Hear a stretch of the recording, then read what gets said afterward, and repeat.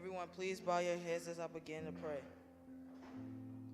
Father, in Jesus' name, I confess your word this day concerning all of the students here under the sound of my voice as they pursue their education and training at school. You are effectually at work in them, creating within them the power and desire to please you. They are the head and not the tail, above and not beneath. I pray that these students will find favor and good understanding and high esteem in the sight of God and in their teachers and classmates. I ask you to give them wisdom and understanding as knowledge is presented to them in all fields of study and endeavor. Father, thank you for giving all of these students an appreciation for education and helping them to understand that the source and beginning of all knowledge is you. I pray that their teachers are godly men and women of integrity, with understanding hearts and wisdom in order that they may walk in the ways of devotion and virtue. Now I pray that every heart and mind is open this morning to receive the word, coming through me from you. In your holy name, amen. I hope you all had a very relaxing and restorative summer vacation. Are there any educators here today, past or present? Please stand.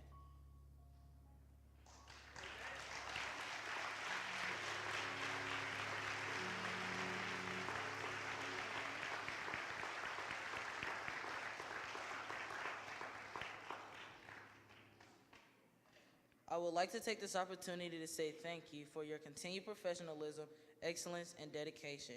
It is your motivation in the classroom that has and will help to create a year that is bright with embraced opportunities. Please give them a round of applause.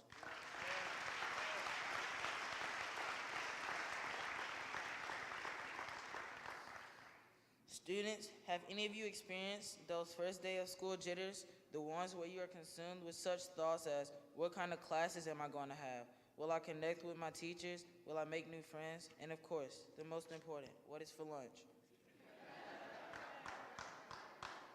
Everyone has first day nerves, from brand new students in kindergarten to those in 12th grade. Did your jitters peak during those first few moments of anticipation before actually arriving at school? Upon arriving, did you look around outside, noticing the sea of students heading towards the door? If you didn't, now take a deep breath, as that is the first day of school. And so the new school year begins, bright with possibility and with dreams ready to be explored and attained. May you face the year positively, respectfully, diligently, and determinedly. And may you carry all of your friendships and relationships, your work ethic, and enhanced academic skills with you in the years that lie ahead. Even as a seasoned student, I look for ways to make the start of the school year one to remember in a good way. I go through the usual steps of figuring out my elective classes, what after-school activities I plan to participate in, daily routines, and the whole 9 yards. The Dalai Lama once reflected that old friends move away and new friends appear. He continued to note that change in friendship and relationships are just like days. An old day passes and a new day arrives. An old school year passes and make ways for the new academic school year. The important thing, however, is to make it all meaningful. Make meaningful friends and relationships, and work towards making every day a meaningful day. The new school year may bring with it many challenges. A new teacher, for some a new school, perhaps some unfamiliar faces or a friend from last year who is now in a different class. Your challenges are likely to include new academic skills that need to be developed, boundaries that need to be stretched, and interpersonal skills that will continue to develop as we welcome in each new day. My hope is that you will work to make each and every day a meaningful, productive, and happy day.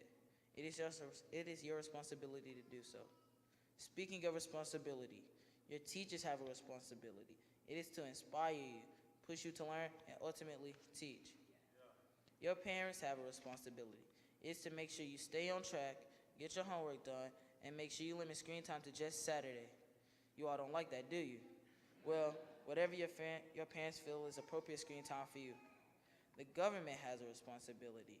It is to set high standards, support our educators, and turn around schools that are not working, where students are not getting the opportunities they deserve. And you have a responsibility to yourself. Because at the end of the day, you can have the most dedicated teachers, the most supportive parents, and the best schools in the world. But none of it will matter unless all of you fulfill your responsibilities. Your responsibility is to show up to school, pay attention to those teachers, listen to your parents, grandparents, and other adults who take stock of you, and put in the hard work it takes to succeed. Every single one of you has something you're good at. Every single one of you has something to offer, and you have a responsibility to yourself to discover what that is. That's the responsibility an education can provide.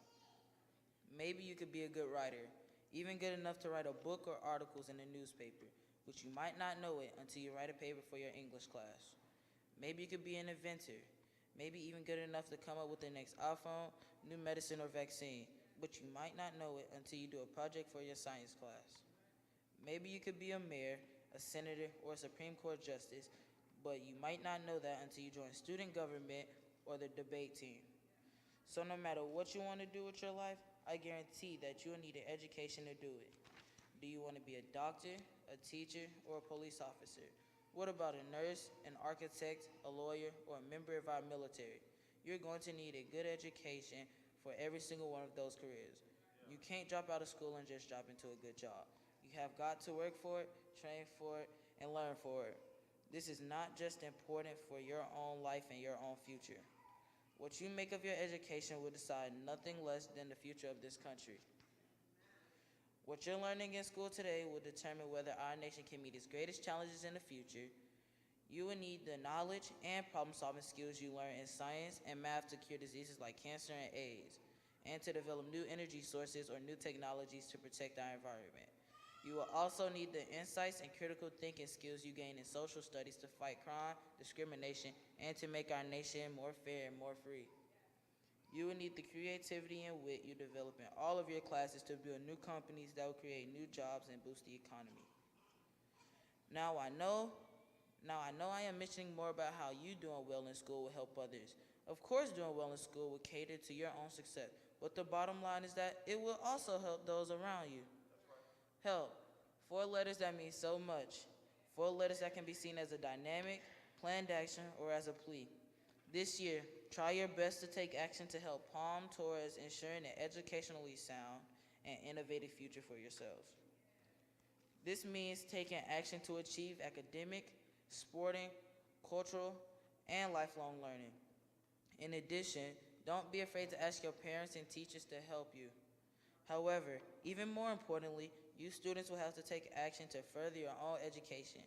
Peers, please realize that you cannot merely sit back and let the greater school community do everything for you. Realize the importance of self-motivation and be prepared to help yourself. Help.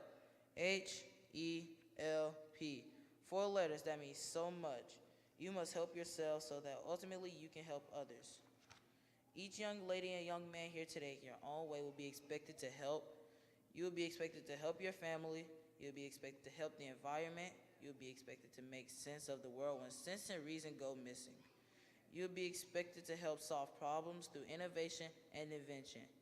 And also, you will be expected to help turn indifference into motivated, helpful actions.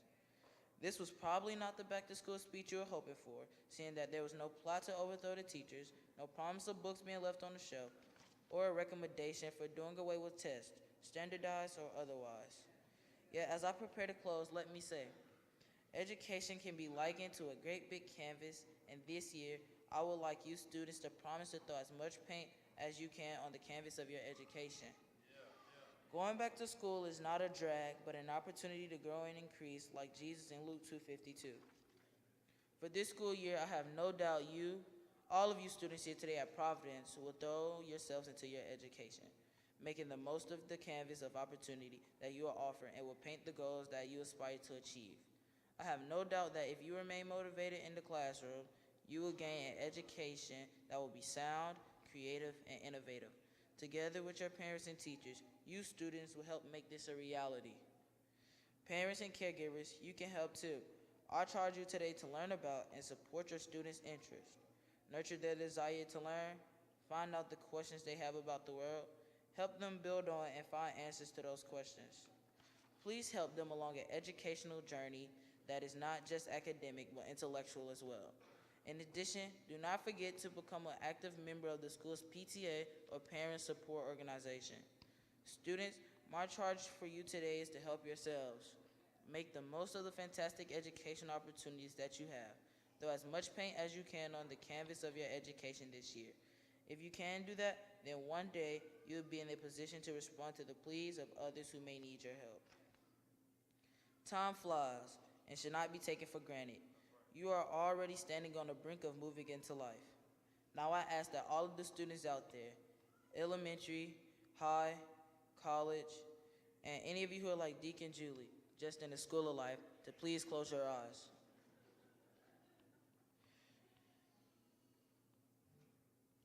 Imagine being at the end of your educational journey, preparing to turn your tassel for the last time.